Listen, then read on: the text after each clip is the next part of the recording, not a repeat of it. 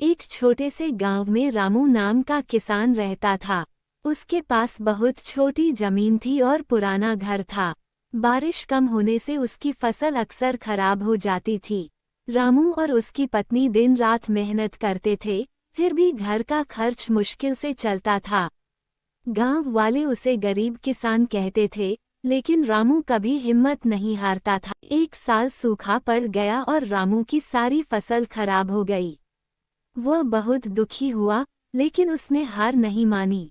उसने सोचा कि केवल पुराने तरीके से खेती करने से कुछ नहीं होगा। उसने पास के शहर जाकर नई खेती के तरीकों के बारे में सीखने का फैसला किया। वहां उसने आधुनिक खेती और सब्जी उगाने की नई तकनीक सीखी। गांव लौटकर रामू ने अपनी छोटी जमीन पर सब्जियां उगाना शुरू किया। उसने पानी बचाने के लिए टपक सिंचाई लगाई और अच्छी खाद का इस्तेमाल किया। शुरू में लोग उसका मजाक उड़ाते थे, लेकिन रामू अपनी मेहनत में लगा रहा। धीरे धीरे उसकी सब्जियां हरी भरी होने लगी और उसकी मेहनत रंग लाने लगी। कुछ महीनों बाद रामू की सब्जियां बाजार में अच्छी कीमत पर बिकने लगी। उसकी आमदनी पहले से ज्यादा होने लगी। उसने कर्ज चुकाया और घर की मरम्मत करवाई।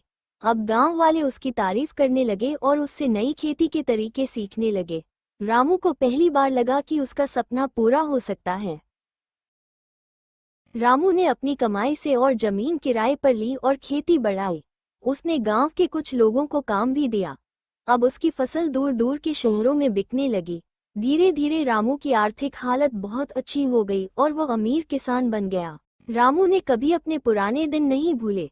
उसने गांव में एक स्कूल और पानी की टंकी बनवाई ताकि सबकी मदद हो सके। अब उसका परिवार खुशहाल जीवन जी रहा था। रामू की कहानी ने पूरे गांव को सिखाया कि मेहनत, नई सोच और धैर्य से कोई भी गरीब से अमीर बन सकता है।